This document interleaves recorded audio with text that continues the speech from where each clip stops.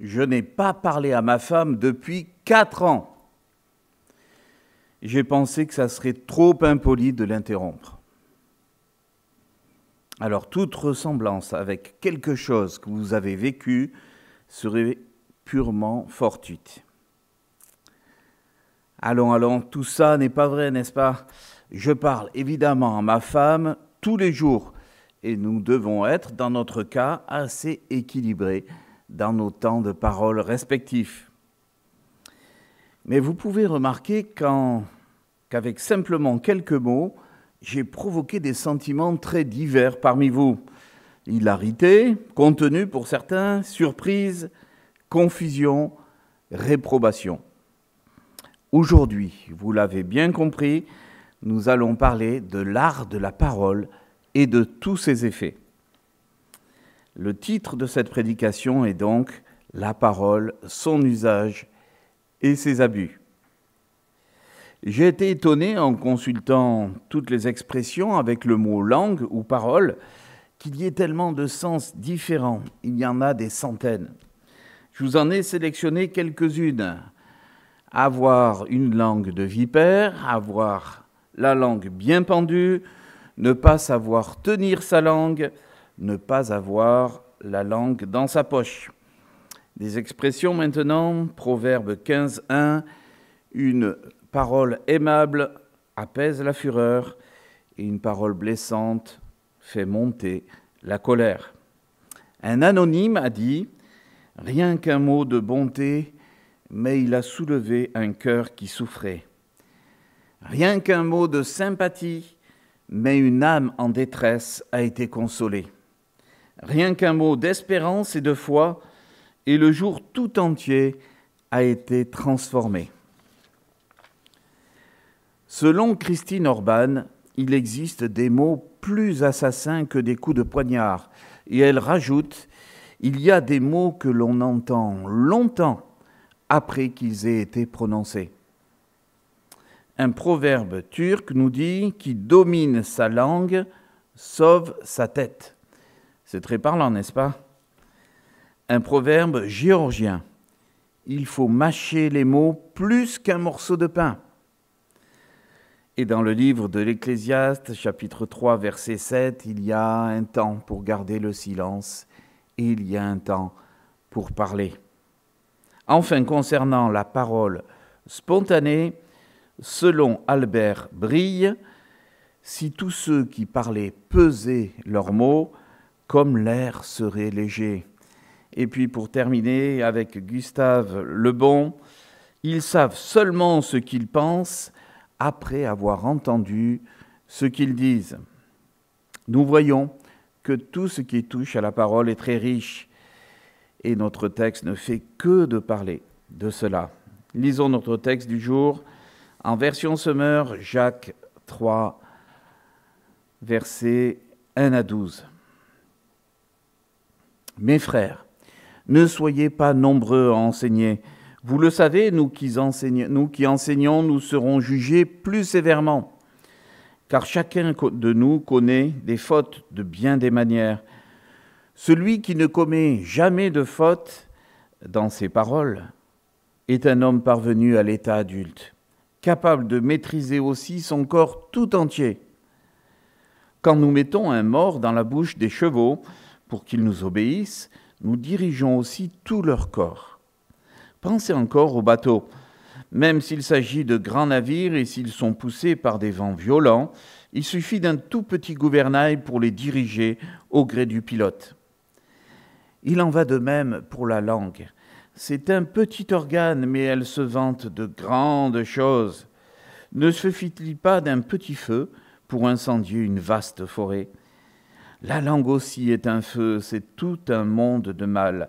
Elle est là, parmi les autres organes de notre corps, et contamine notre être entier. Allumée au feu de l'enfer, elle enflamme toute notre existence. L'homme est capable de dompter toutes sortes de bêtes sauvages, d'oiseaux, de reptiles, d'animaux marins, et il les a effectivement domptés. Mais la langue, aucun homme ne peut la dompter. C'est un fléau impossible à maîtriser. Elle est pleine d'un venin mortel. C'est un fléau. Nous nous en servons pour louer le Seigneur, notre Père, et nous nous en servons aussi pour maudire les hommes, pourtant créés pour être ceux qui lui ressemblent. De la même bouche sortent bénédiction et malédiction, mes frères. Il ne faut pas qu'il en soit ainsi. Avez-vous déjà vu de l'eau douce et de l'eau salée jaillir d'une même source par la même ouverture ? Un figuier, mes frères, peut-il porter des olives ou une vigne des figues ? Une source salée ne peut pas non plus donner de l'eau douce. Je vous propose de réfléchir dans un premier temps au conseil que Jacques donne à ceux qui enseignent ou qui ont l'ambition d'enseigner. Première partie, la parole des enseignants. Nous verrons ensuite que la pensée de Jacques s'élargit, elle devient plus générale pour tous. Deuxième partie, la parole et les dégâts qu'elle peut causer. Enfin, nous verrons ce que Dieu attend de ses enfants dans leur manière de s'exprimer. Troisième partie, la conduite des enfants de la parole. Voyons donc tout d'abord le conseil que Jacques donne à ceux qui enseignent ou qui ont l'ambition d'enseigner. Nous avions vu, il y a plusieurs mois, 2 dangers qui concernaient les anciens. Ils pouvaient être tentés d'une part d'écraser leurs paroissiens par leur désir de les dominer. Ils pouvaient d'autre part être tentés par le désir de se plaindre de leur charge. Les 2 cas étaient des formes d'orgueil. Jacques parle d'un nouveau danger qui les guette, le risque de commettre des fautes dans leur enseignement. Il ne s'agit pas d'une faute par inadvertance, mais plutôt d'un enseignement erroné qui s'appuie sur la facilité, sur les effets oratoires, qui met en valeur l'orateur et ses pensées géniales. Cet homme ne reste pas concentré sur la pensée de Dieu qui est exprimée par les écrivains bibliques.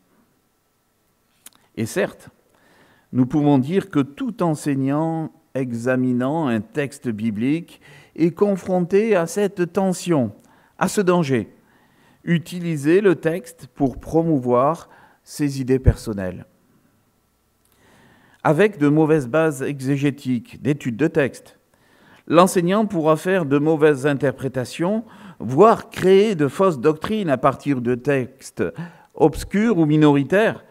Bref, il finira par égarer son auditoire. Pour illustrer ce risque, Jacques montre par 2 exemples qu'un mauvais enseignement est désastreux. La langue est comparée à une bride. Les brides sont des harnais qui sont fixés tout autour de la tête des chevaux et qui maintiennent le mors dans la bouche.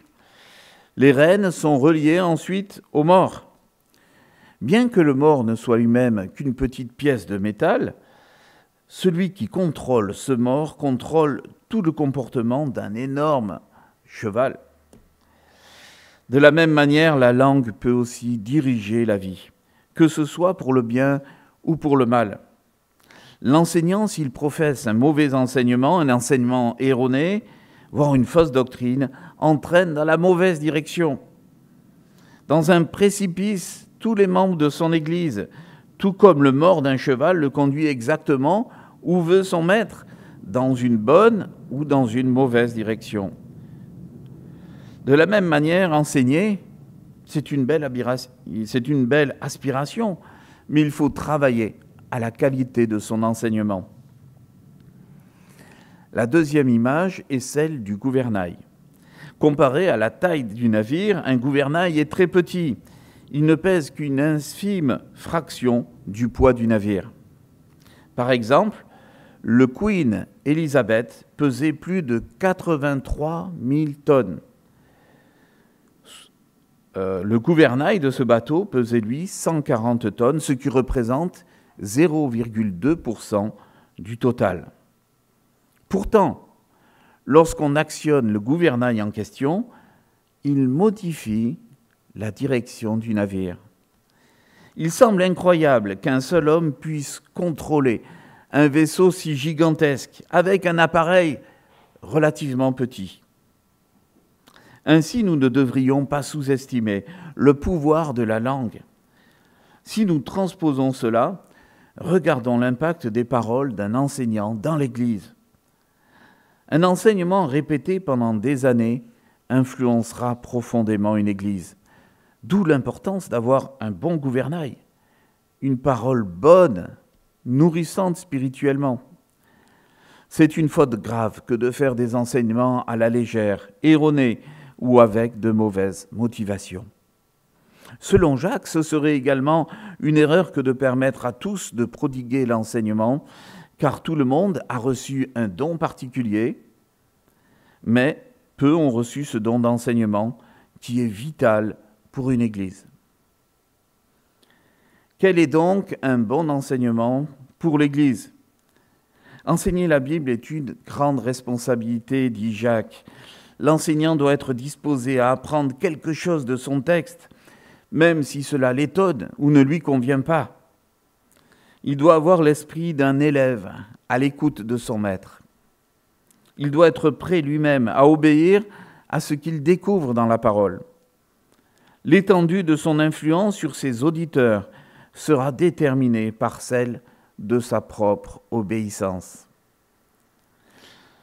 L'enseignant projette sa propre image sur les autres et d'une certaine manière, il les rend semblables à lui. L'enseignant doit continuer à apprendre tout au long de sa vie. Il n'est jamais arrivé à la perfection et le Saint-Esprit continue à l'enseigner lui-même et à lui apprendre la volonté de Dieu. Nous allons voir maintenant que la pensée de Jacques s'élargit, elle devient plus générale pour tous. La parole et les dégâts qu'elle peut causer. Jacques utilise l'expression « se vanter de grandes choses » pour la langue. On parle parfois de quelqu'un qui est un beau parleur, c'est-à-dire qui sait se mettre en avant, voire mentir pour impressionner ou pour obtenir certains avantages. La vantardise est une forme de péché. Pourquoi me mettre en avant, en effet? Ne suis-je pas satisfait de comment Dieu m'a créé? Est-ce que je trouve qu'il aurait pu mieux faire? En vérité, nous trouvons plutôt des exhortations dans la parole pour mettre notre prochain en avant, pour l'encourager. Donc, une première exhortation est d'éviter toute vantardise. Jacques prend ensuite l'image d'un petit foyer qui va peu à peu se disséminer. On connaît bien ça dans la région, pour finalement provoquer un gigantesque incendie. Un seul petit mot peut déclencher la colère, voire une bagarre, aboutir à un meurtre. Jacques nous exhorte donc à choisir nos mots, à les peser avant de les utiliser. La langue est un monde de mal, écrit Jacques. Elle est capable de faire du mal, de dire du mal, de véhiculer du mal.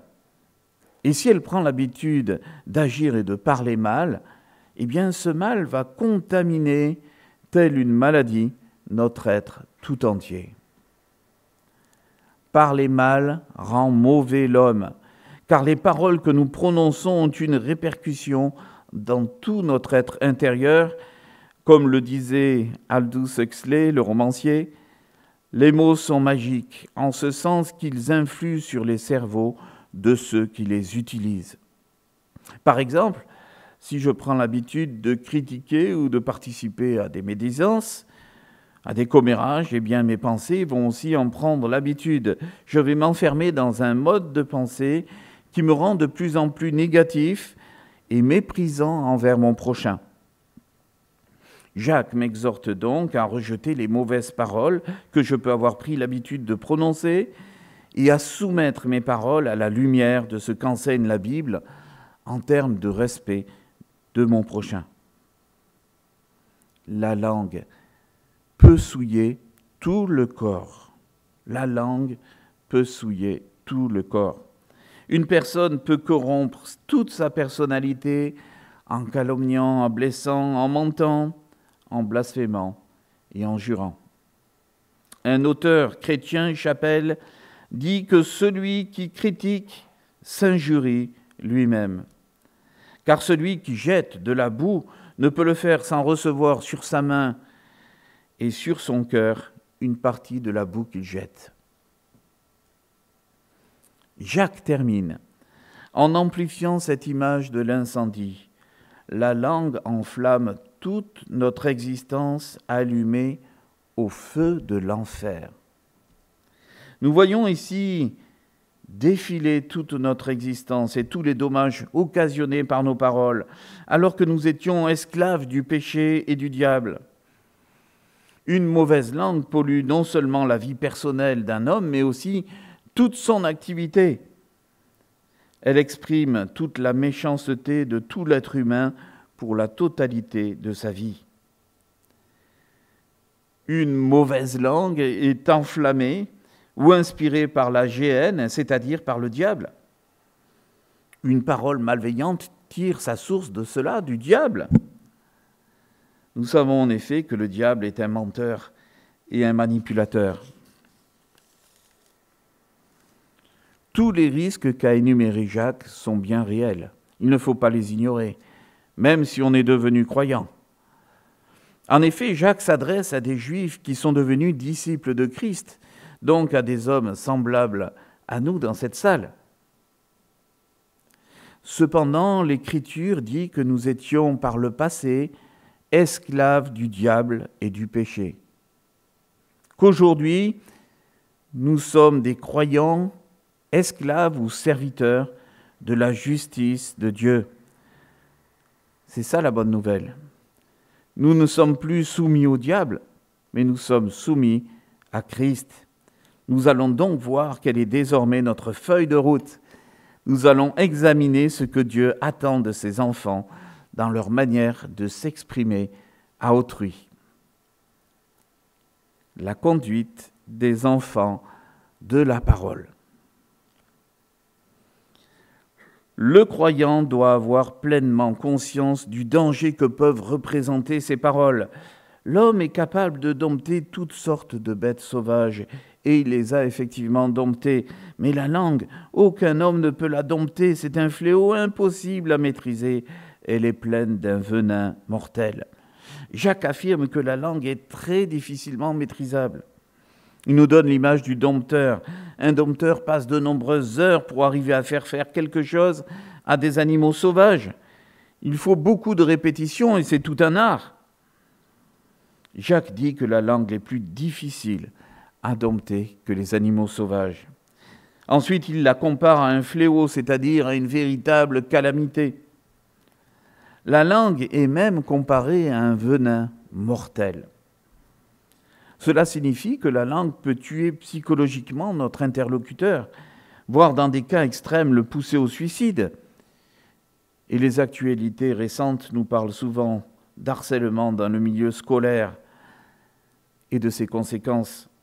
Et d'ailleurs, les portables, tous les parents le savent ici, qui ont des enfants au collège, les portables viennent d'être interdits au collège il y a seulement quelques jours en France. Cela nous prouve combien le fléau de la langue, couplé aux images, est un cocktail destructif pour nos enfants. Chers amis, avons-nous conscience, une conscience même profonde de la capacité destructrice de nos paroles? Est-il possible que vous ou moi, un jour, nous ayons tué quelqu'un par nos paroles? Que ce soit un membre de notre famille, un frère spirituel ou autre. Si nous nous en rendons compte, une fois ce diagnostic posé et une prise de conscience de ce péché, il faudra entamer une démarche de pardon ainsi qu'une stratégie pour sortir de ce cycle des paroles mauvaises et mortelles qui sortent de notre bouche par habitude ou par vice. Devant ces risques et au vu des péchés déjà commis, le croyant se doit de réclamer que le Seigneur le purifie dans toutes ses paroles. Un croyant ne peut bénir puis maudire ensuite. C'est contre sa nouvelle nature. Il faut donc maîtriser ses paroles. Premièrement, Jacques rappelle que l'homme a été créé à l'image de Dieu. En insultant ou en maudissant un homme, c'est indirectement Dieu que nous insultons. C'est donc un péché qu'il faut prendre au sérieux et combattre. Deuxième argument qui en découle, un croyant ne peut donc tolérer qu'à la fois la bénédiction et la malédiction sortent de sa bouche, car ce serait à la fois un péché et de l'hypocrisie, une sorte de foi de façade qui, pour bien se faire voir, parfois prodigue des paroles agréables, avec même des actes louables qui suivent, mais qui d'un autre côté s'emportent avec colère et violence à la première occasion. Si nous vivions ainsi, c'est qu'il y a un problème en nous qu'il faut identifier pour y remédier. Et on a compris que ce n'est pas si facile que ça à traiter. Certains d'entre nous ont un caractère fort, bien trempé, comme on dit, plus difficile à maîtriser. Je me rappelle avoir vécu un petit déjeuner familial avec un beau-frère et ses 3 enfants il y a bien des années. Et à un moment donné, sans qu'on puisse le prévoir, ma nièce s'emporte violemment contre son père. C'était un peu comme ici, une tempête venait de fondre sur nous. Elle s'est brusquement levée et elle est partie.